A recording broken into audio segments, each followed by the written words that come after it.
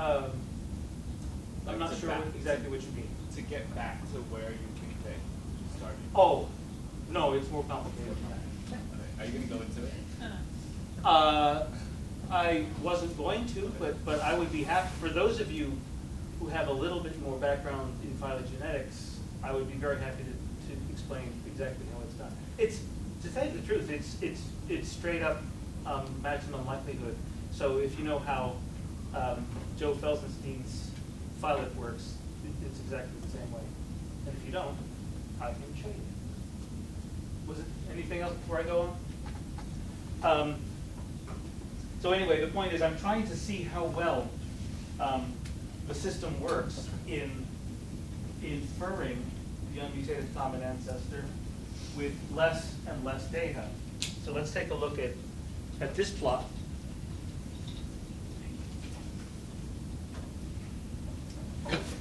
So the y-axis tells us the observed number of mismatches. And so the observed number of mismatches is, and now here we go, it's the number of mismatches between the most probable unmutated ancestor here and the most probable unmutated ancestor here. So I had a question about, is there more than one? And I went through all this business about the probability mass function. But there is a sequence that is the most likely of all. And so I compared the most likely one here to the most likely one there, and I count the number of mismatches. And this is the total error estimated using the Bayesian procedure. Now what we want to do is see what happens as the sample size increases or decreases. So we start with sample size 27. So we're using about a third of the sequences that are available to us. And we're making errors we're estimating that there will be about 2 mismatches, and what we're seeing is actually about 1 mismatch. And then as we decrease the size of the sample by 3 each time, the estimated total error goes up to about 3, and the observed is 2, up to 4, and now it starts to equalize a little bit. But the point is that in both cases, the fewer sequences we use, the more error we're getting. And furthermore, our estimated total error is a pretty good indication, although it's not exactly on target, for the actual error that we observe. Okay, and that's what we're trying to show, is that the system works as advertised. And so here's the part that I think is really exciting, and it was when I first saw this technology that I essentially put down everything else I was doing and started doing this. This represents a blood sample from a patient who was experimentally infected with influenza. This is a study that was done in the United Kingdom, not in the United States, and the majority of volunteers who volunteered to have live influenza virus sprayed into their nose were Australian. I have no idea why that is. So they receive the dose of influenza virus. 7 days later, they have their blood drawn, and flow cytometry is used to sort out the plasma cells.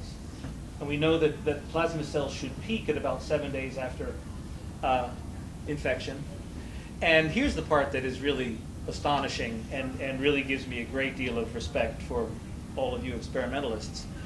This flow cytometry, this gate is then sorted into these wells at a density of 1 cell per well. I think that's amazing. And it's far better than Poisson statistics. So they're really getting 1 cell per well. And then they come by multiplex RT-PCR, which means that they have multiple primers to amplify all of the possible VH genes and all of the possible light chain V lambda V kappa genes. And therefore, you can pull out the heavy chain, light chain pairs that actually go together in each individual B cell.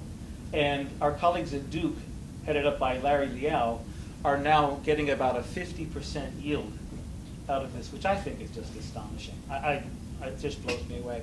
So then Larry sends me the DNA sequences, and I look at them, and he then transfects these heavy chain, light chain constructs, and then they put them into eukaryotic cells, and they make large quantities of antibody protein, which we can then analyze for various properties, like the on rate or off rate of binding to a given antigen, in this case, influenza hemagglutinin, or its capability of neutralizing, and so forth.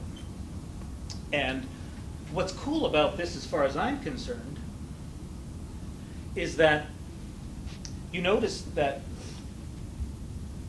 the making of the transfection only required the DNA sequence, which means that if I came along and said, Larry, let's put this sequence in instead, he could do that too. In other words, we're not making hybridomas where you have to have an actual cell making that sequence. We can specify any sequence we like.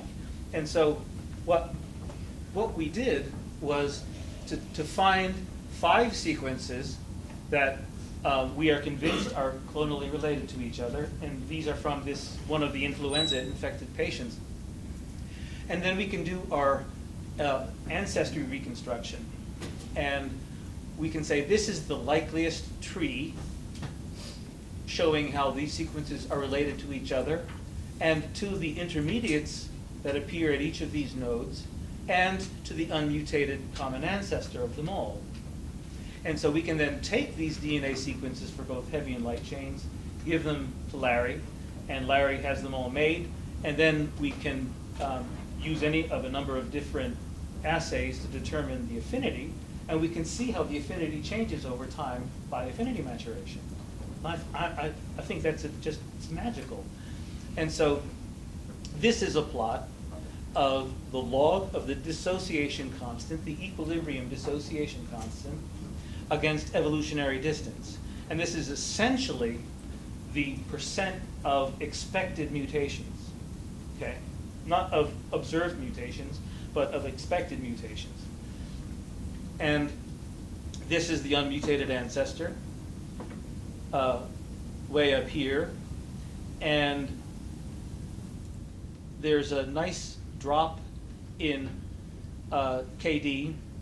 It's just over tenfold to this point, and a continued nearly uniform drop to all of the observed antibodies here.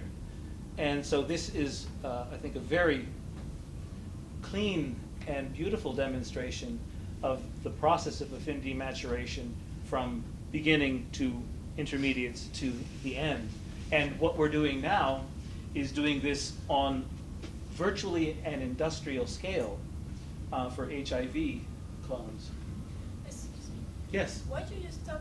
Is it classical that, I'm not sure, like 05, it stopped at 05, but it was like more, there was a better affinity, so you would say that if you have a better affinity after one division, you could like proliferate in this direction, is what I mean? No.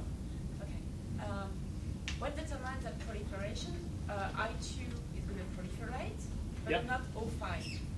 Oh, Because the affinity was better for O5 than I2. So it should like be O5 should proliferate because it was better affinity and might go along this line. oh well. So, but the point is that we've pulled out these B cells at a specific time during the development of this clone.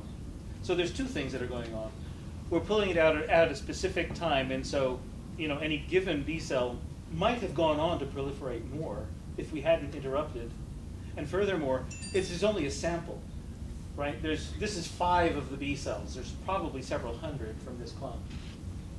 I guess I'm not sure if I understood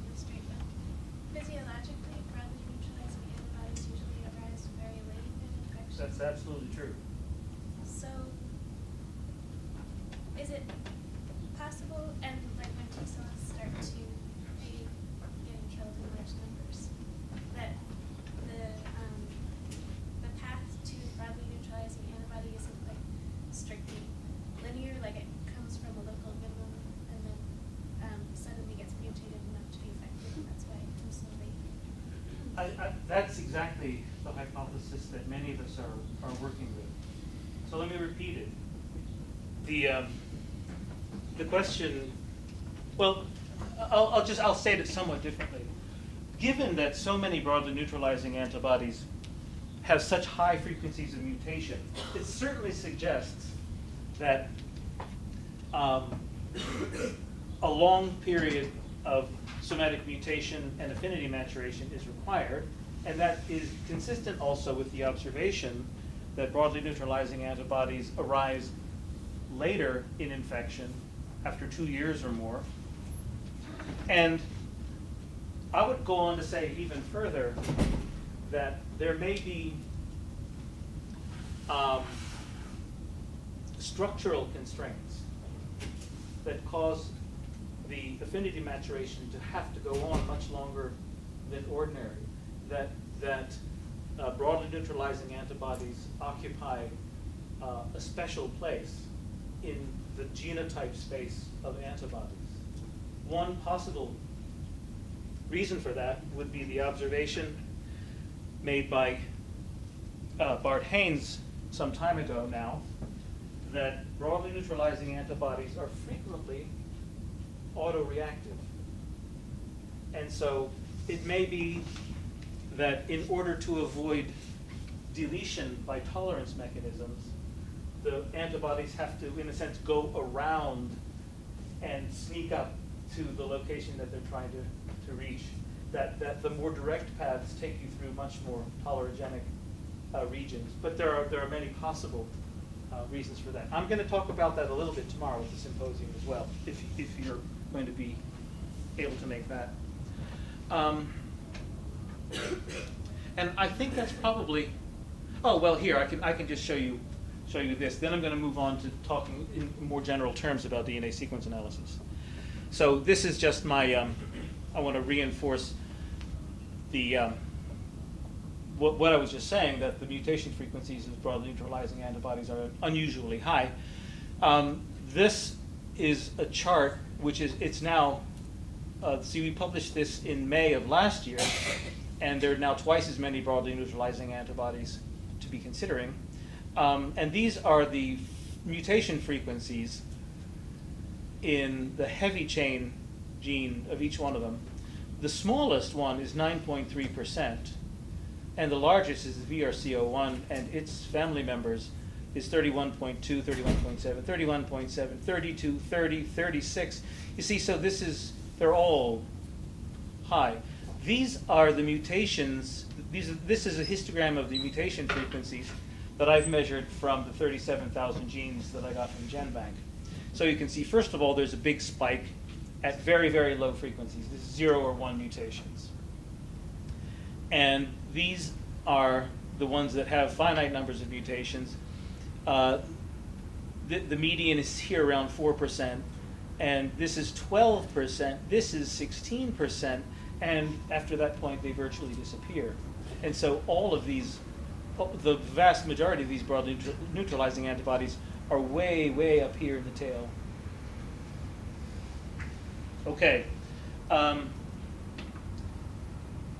So I didn't really leave you with a take-home message on this one, but the point is that we've been using these computational tools to enhance our ability to understand the response of B cells to vaccine and to infection, and we hope to harness that ability in the development of the next generation of HIV vaccines. What we're also doing, and I think that there are at least a couple of you out there who are interested in this, we can also take the same tools and just dial them back a little bit, that is to say, make them a little bit less complex, and use them for the analysis of high throughput B cell receptor analysis. So, as I mentioned, one of the things that we're doing is looking at huge numbers of sequences, and you still have to do the same things. You still have to understand which sequences are clonally related, because the unit, if you like, of B cell dynamics is really the clone. How does the clone behave? We're not so interested in how individual cells behave, but what happens to the clone. And so we can use these tools to analyze clones. So let me actually go into one other thing here, more as an example of how one thinks about problems statistically. There was a question, how do I know that those sequences really belong to the same clone? So let's think about that for a second.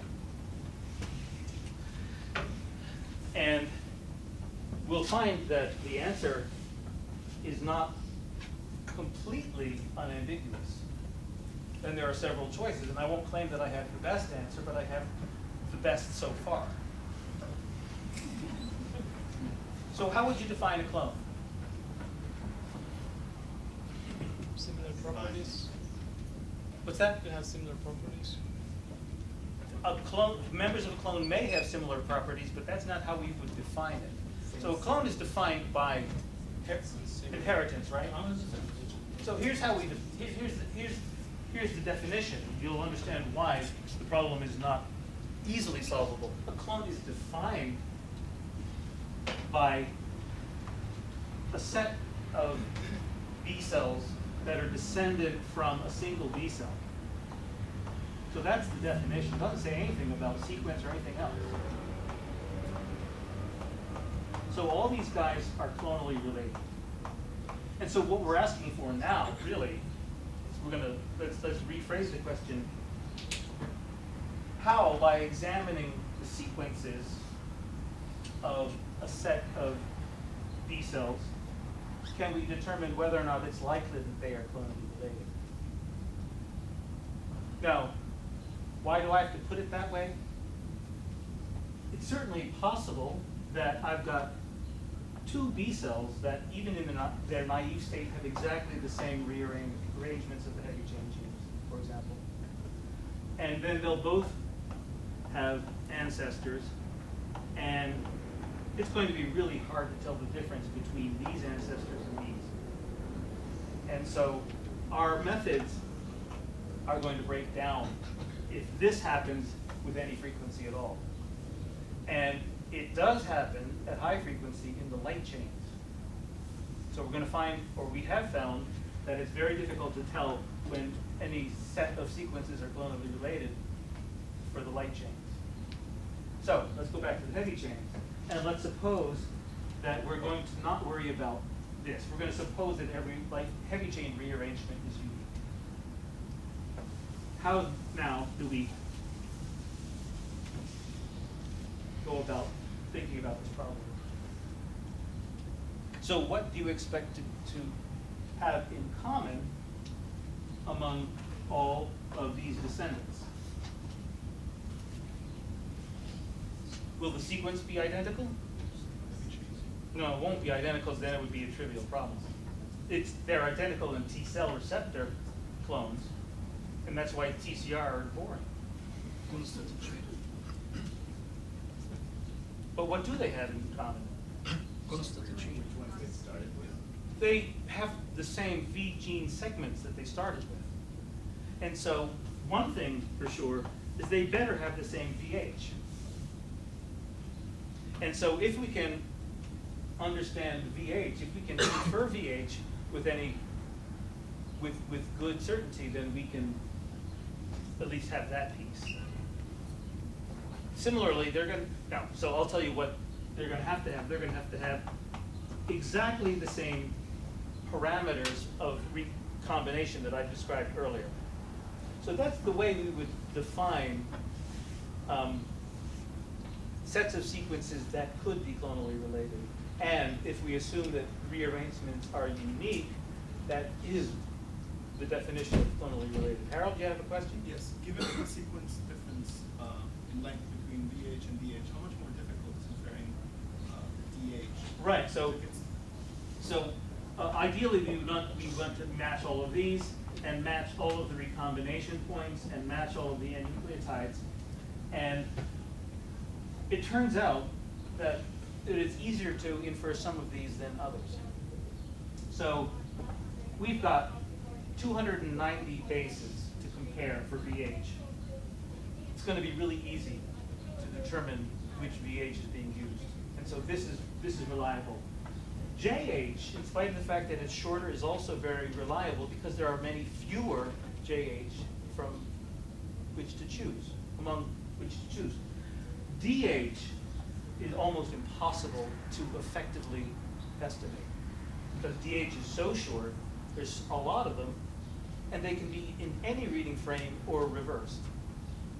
So this turns out to be a terrible thing to try to use to identify clones. Recombination points are very hard, as I demonstrated with VRCO1, and nucleotides are easily mistaken for somatic mutations. And so we're left with VH, JH, and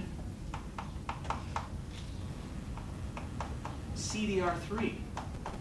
Because CDR3 in a single sequence combines DH, R, and N. And so what we discarded, we're just going to shove back into CDR3 and treat it as a sequence. Okay? Because we can, so now we've got, so suppose that we've got a bunch of sequences and we know that they have VH in common, they have JH in common, and now they have all individual CDR3, and we're writing those out as nucleotide sequences. What do we need for to be true of CDR3s, this set of CDR3s, in order to conclude that they are very likely clonally related? If they were identical, would we be convinced? Well, actually we would, because then there would be no doubt, given our hypothesis that every rearrangement is unique. So if they were identical, we would be convinced. Will we reject the idea that they're clonally related if there are nucleotide differences among them? Can we tolerate differences? Yeah. Absolutely, right? Somatic mutation is working. That's what makes this a problem to be solved in the first place. And so we can allow there to be differences in CDR3. Now the question is, how much difference are we going to tolerate? And here's where I think the thinking of biologists often differs from the thinking of statisticians. So what would your approach to this problem be? Does the constant chain will help in this case? Sorry? The constant chain will help in this case? Oh, no. We don't typically get the constant region, and the constant region, if it's IgG, for example, they'll all be IgG. So we're going to ignore the constant region. Recognized as a completely different epitope. Epitope? What we've got is a bunch of DNA sequences. Well, there's no way to tell what epitope it's recognizing. I don't mean to be harsh on it, but we're both from New Mexico, so I figured, you know. No, epitope. So we can't. All we have to work with are the DNA sequences. Okay? So we can't do anything with epitopes. No, the question really is straightforward. How much difference among the CDR3 in terms of nucleotide changes do you think we should be willing to tolerate before we decide that they're not members of the same clone? What's the distribution of variability? So we might want to take a look at this distribution here, but we can do better than that. So I'll tell you what the solution has been from my colleagues. And one that I implemented because it was fast and easy. If there was less than 10% difference among all those CDR3, we would accept it as clone. But that's completely arbitrary. Why 10%? Well, you know. Yeah. So if it's not so bad if you look at this. I mean, if you're going to pick a single number, that's not so bad. But what happens if I've got two sequences? So here's my VH, here's my CDR3, sequences A and B. I've got one difference between VHA and VHB, and I've got 4 differences in CDR3. Maybe CDR3 is 45 nucleotides long, and that this 4 out of 45 is within our 10%. Given that this is 290 bases and this one is 45, the mutation frequency over here is 1 out of 290, and over here it's 10 out of 45, sorry, 4 out of 45. That strikes me as inconsistent and potentially unlikely. Doesn't the deaminase focus for somatic hypermutation in CDR3 region? Yeah. What does the deaminase focus on? Does it focus, so the mechanism of its focusing, does it know that it's in CDR3? No, it knows what the nucleotide environment is. So at the deaminase targets sequence that look like that, or that look like this with some modifications. And so it turns out that this target is distributed more densely in CDR1 and 2 than in other places. CDR3 is made at random, essentially. So the point is it does focus, but it doesn't focus in CDR3. No, so anyway, the point is that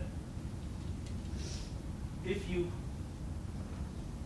get down into the details just a little bit more, you can do a better job of discriminating by recognizing that the differences between 2 CDR3 sequences is the result of somatic mutation. And the somatic mutation is also operating in the rest of the gene. And so what you're going to look for is consistency between the inferred mutation frequency in CDR3 and the inferred mutation frequency in VH. And so I think that's what one wants to do. Now, we have heard, I mean, your question about mutation frequencies in CDR3 is a valid concern. And so what we'll need to do is to look more carefully and estimate the frequencies of mutation and how they vary over the whole gene, and we'll refine our methods. But the point is that it's a refinement of the method. It's not the overturning of a method for a new one. It's here's the way to think about it, and when we get new information, we can incorporate that new information into the method and use it that way. Questions? Will your friend from New Mexico's idea help you define what's arbitrary and become less arbitrary if you actually test any of this in a physiological connection of actually binding to the epitope he's talking about? Well, so it'll be, I mean, it's impossible to do just that, but it might, give the scope of where you're looking to be a little narrower, unless that's redundant in the computation. Well, I mean, it's the same idea that, how do you really define a species at this point? It's just less than 1% variation. I mean, it comes down to the general effect that, are you looking at functionality or are you looking at just sequence? And I don't think that you can do it one or the other. You need both to determine. So what we need to do is be careful about our terms. If we're saying clonally related, we're talking about the inheritance of DNA Right. from one to another. That may or may not also lead to inheritance of the phenotype, meaning the binding properties. So what we're interested in is the history of the acquisition of mutations over time and correlating that with the change in the phenotype. So when all is said and done, we do want to take into account all of this, but in doing so, we have to be very careful to keep evidence for one separate from evidence for the other, and not to allow the reasoning to become circular. Actually, can I think of Yeah, something? please, Betty. The other thing about HIV is the epitope's evolving too. So which exact epitope are you going to use to be your test? That's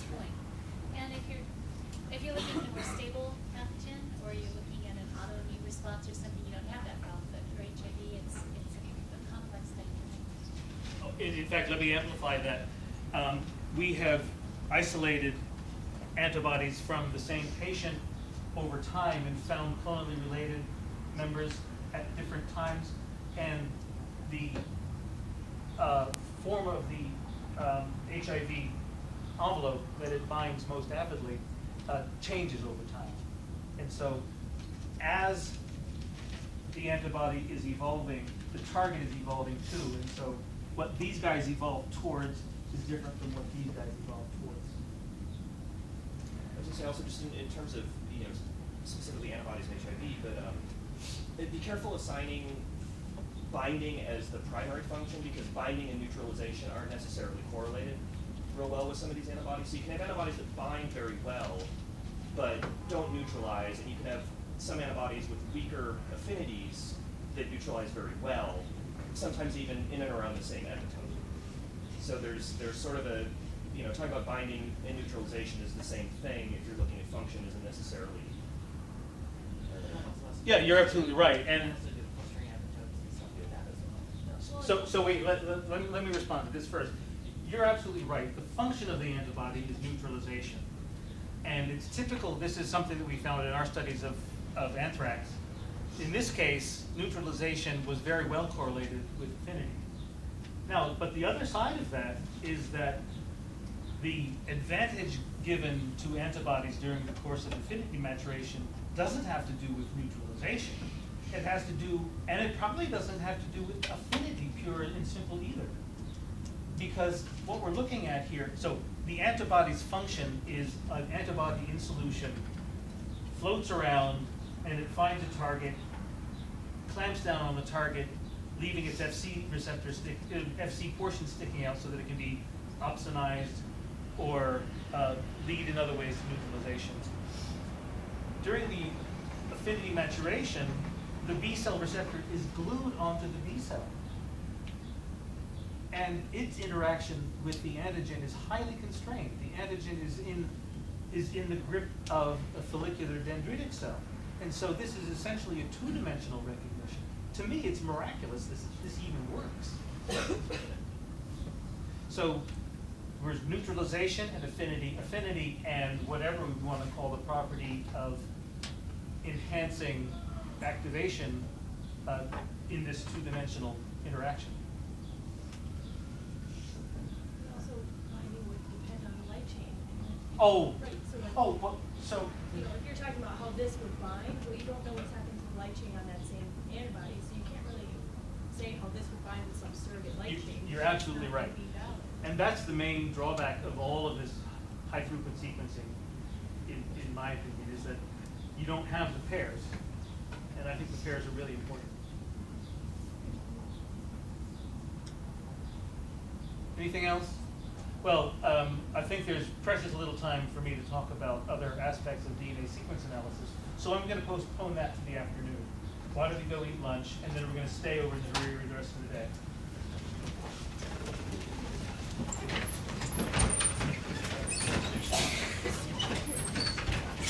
Just have a quick question. Yeah. When you